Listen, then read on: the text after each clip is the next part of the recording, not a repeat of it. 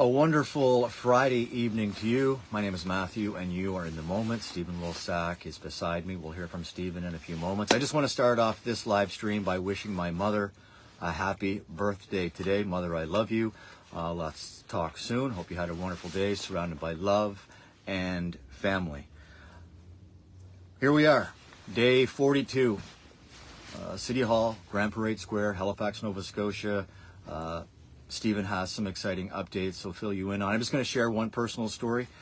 I want to shout out to Tamara, who was just here. She's been here several times, brought some warm spaghetti individually packaged, so thank you, Tamara, for doing that. Just a fantastic individual. We encourage people, regardless of the weather. This is the kind of day when it rains out, when it's cold, when the food, unfortunately, doesn't make its way to Grand Parade Square or any other encampment just due to the weather. So for those that are still out in the elements delivering food, thank you, thank you, thank you, because we hear from the residents here that they're hungry and it's either feast or famine. Those are the words from some of the people here today. So thank you, Tamara. The long weekend, it's the last few days of the year. So we're going to be here. The unhoused will be here. So please don't stop with the donations and the food. I'll be here all weekend. My wife will be here. So please come and visit us. Less than 2 hours ago, we had a gentleman who literally walks off Barrington Street, came into Grand Parade Square. I spent 45 minutes talking to him in one of the warming huts, telling me he just turned 40 and he is going through a significantly rough patch in his life right now. It was really tough to sit next to another individual just a few years younger than me, listening to his very upsetting story. Traumatized. Like, I told him that he was in a state of shock with what he's dealing with right now. Everything that he's dealing with in his life, compounded by the fact that at the moment, he doesn't have a place to live. He has no shelter. So Stephen had a brief conversation with him. I was introduced to him, and we made the immediate decision to get him into one of the red tents. He's in the warming hut. We gave him something to eat. I think initially with his conversation with Stephen, I think one of the first things he said, I haven't eaten in a couple days. He hadn't eaten in a couple days. So, and I can't stress to you enough, that's why it is so important that food donations continue to come here. I've spoken to many individuals. I'm starving is a frequent phrase that I hear from the unhoused here in Grand Parade Square. Going 2 days without food is just absolutely ridiculous. It alters your mind. So thank you for those that are bringing donations. It is so greatly appreciated. All the food that's brought here, it will get eaten. So please don't stop. The need is significant. And I've said this 1,000 times. 42 days, I wouldn't change anything. What we've done, we've made some great strides, and those strides would not happen without the continued support of the people watching this live stream, those that have made donations, and the unbelievable, fantastic people that I have met in the last 40 days working behind the scenes. I say thank you, thank you, thank you. Without your support, this movement would have ceased many days ago. So thank you. That's all I have, Stephen. I'll turn it over to you. Thank you, Matt. And again, we haven't done a broadcast since just before Christmas, I guess. So we had a chance to spend a little bit of time with our families, and then we're right back to the grind, shall we say. There's so much that has happened in the last 2 or 3 days, and again, excuse me for just jumping around, but I'm just in a real state of mixed emotions tonight, and for a lot of different reasons. I don't even know where to begin, but I guess I'll start with today and this morning. Matthew and I have been working behind the scenes the last 2.5 weeks or so to provide electricity to the tents and the encampments. And we have a few very special angels that have been helping us with that as well. And I wasn't sure how it was going to go. The last couple of days, we've been working with a couple of partners, Star Power Atlantic and also WF White, and they are a supplier of equipment in the film industry. So, and they also, there's some people within our film family that had come down to give a hand to basically run power to the individual tents. We did that yesterday. The idea with the power to the tents, just to be clear, it is to provide lights and it is to provide charging stations for people. There is a conversation about electric heaters and such. The city of Halifax does not want electric heaters. The city of Halifax does not want propane in tents.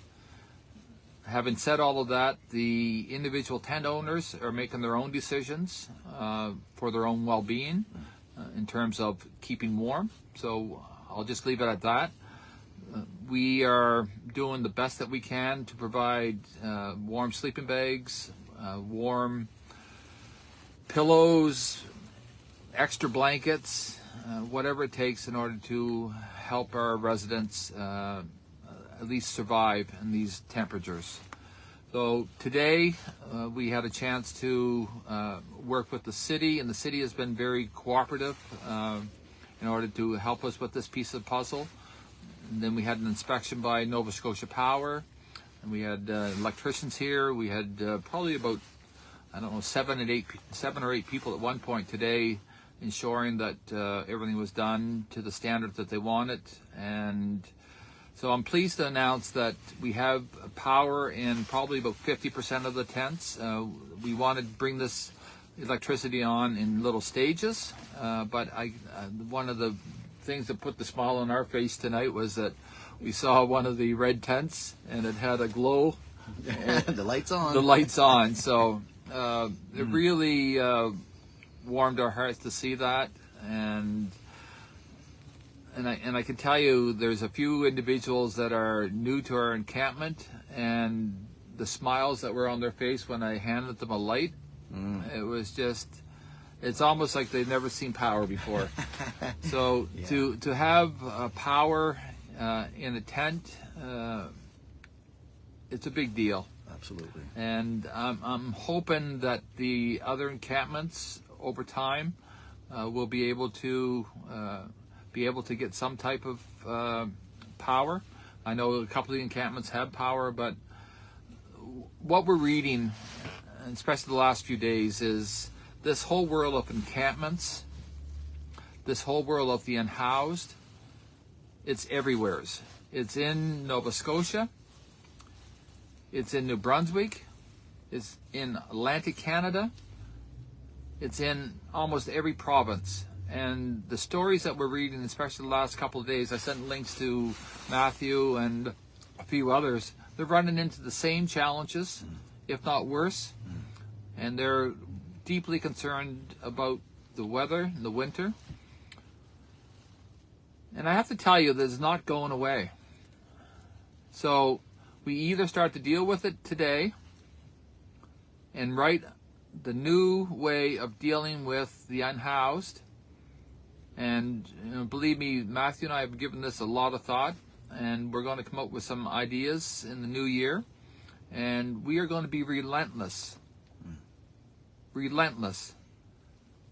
to make a difference here. And I know that we're making a difference.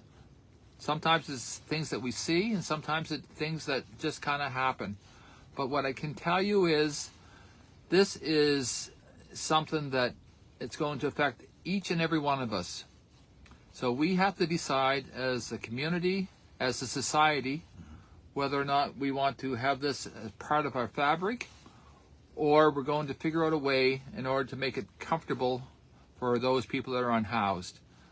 And we're going to have to start dealing directly with our individuals in terms of whether it's mental health, whether it's addictions, whether it's they can't make ends meet, But what I can tell you is that this is something that we're going to have to work together. And we can't ignore it anymore. No. We cannot ignore it anymore. We've had a couple of people that come through here the past few days. And Matthew talked about our friend that was just here literally a couple hours ago. And you can see the people's eyes. Their eyes are literally glazed over. And as Matthew described, traumatized.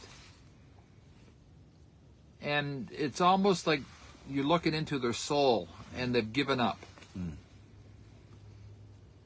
In my lifetime, I have not seen that amount of desperation. No. One property. Right. Like just, it's heartbreaking. Like you can't, I've said this a few times, this is not something, we can't turn our back on the situation. We'll never be able to go, okay, we took care of that one. We're showing people how to manage it differently. Exactly. So there's one gentleman. I'm going to be very careful on how I say this story because if Matthew and I did an interview earlier today, and this was Fatine, was it? Fatine. Fatine. Yes. She's from New Brunswick.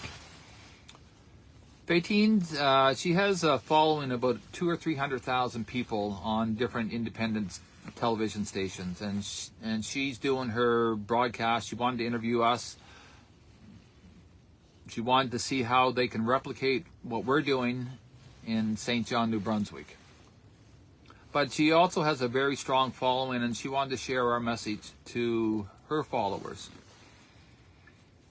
So Matthew and I, we began to tell our story the same way we tell it for somebody that hasn't heard it before. And this was an interview probably about 22 minutes long. And halfway through the interview, she's trying to hear can you tell us a couple of stories about some of your encounters? And Matthew's response was? Well, I just made a list of the 50 plus people that have rolled through here that I know.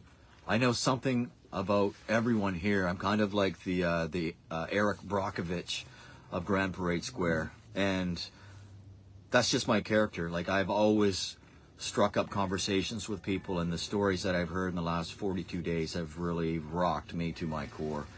Really grateful for what I have because I've seen what people don't have. So there is one story, there's three things that rocked my world here since I've been here. One was the near propane explosion that we had. The second was the overdose of Bradley. And the third one was this gentleman last night. And I had somebody else with me too, and I still have to pinch myself. So where I was going with the lady who did the interview, that she's been doing this for many years, and it's the first time that she actually broke down and started crying and she said her makeup was running. We ruined her makeup. Because she was just in disbelief at some of the things that we're telling. So the short story is, we met this gentleman last night, again, walks into our encampment. This is like his last breath of hope. This is a gentleman that has a good working job in construction, working just within a half a mile of this location, and he has no place to go. And he comes here. And Matthew and I, we're full. Like if we had 100 tents here, we had 200 tents. Within a week, they would be full. That's the amount of desperation, and that's the amount of people that are out there. And there's lots more besides that.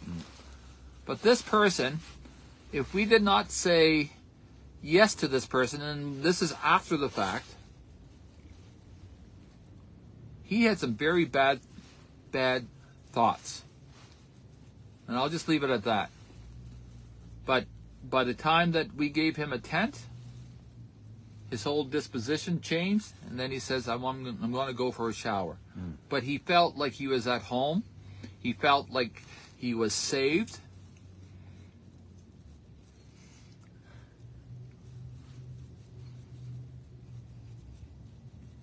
And It was moving. And I was with this other person, and we just looked at each other, and we could not believe what he just said to us. And I'm leaving some parts out. But I can tell you that people are in need. And this isn't just our normal society. This is people that are working. This is people that have mental health challenges. This is people that have diseases of alcohol and drugs. And there are people here in this camp that need help today. And we're struggling to find them help because those resources, for some reason, are full, or it's a Band-Aid, or they go get help for a couple hours. You see the bracelets where they've been at the hospital, and then they're back out in the streets again. There was one gentleman yesterday says, Stephen, if I don't get help in the next couple of days, I'm not going to get out. So when you see an encampment, when you see the unhoused, that's a portion of our society that need help.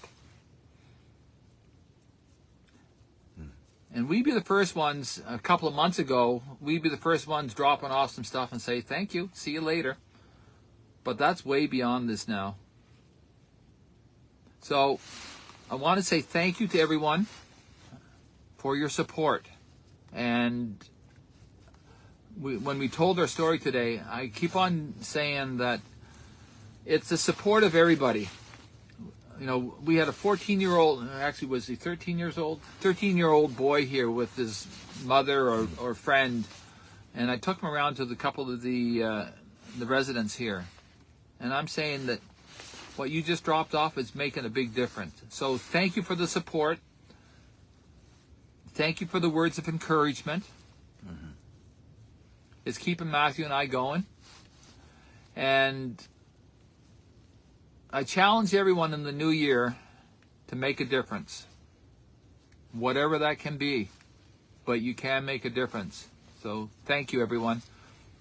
Are we going to do any more before the new year? What's tomorrow? Tomorrow's Saturday. So we'll do one quick broadcast tomorrow. Yeah, we'll do one more tomorrow, and then we'll separate ourselves from this property for a couple of days. You still come? Yeah, I haven't missed a day. I just live up the road from here, so I can't leave these people. I don't want to. I want to be here every day. So that's what I do. That's why we've been here 42 days. So I will be here over the holidays. I'm actually thinking about maybe ringing in the new year right here in Grand Parade Square with my extended family. These people are our people. Yes. We're part of these people. And you're So part are of you. these people. Yeah, absolutely. Yeah. We're all one. We are all of our people together. And what motivated us from day one, this is Nova Scotia. This is our province. Again, I keep on saying there's other stories, there's other provinces, there's lots of articles out there. But do we want this as part of our fabric? I don't want this part of our fabric. We want to write the new playbook in order to make a difference and to make this not in the survival mode, but in a mode that we can participate and that we can live in. So thank you, everyone. Thank you. Okay, like Stephen said, we will do one more live stream to end the year. It's been an incredible 42 days. We're not going anywhere for a while. Sarah, these people are our people. Exactly. Yeah, there you go. Thank you, Sarah. Okay, again, I just want to finish the show the way I started it. Mother, happy birthday. I love you. Hope you had a great day. Hope to see you soon. Call me anytime. My name is Matthew. This is Stephen. And with that, you are caught up in the moment. Thank you.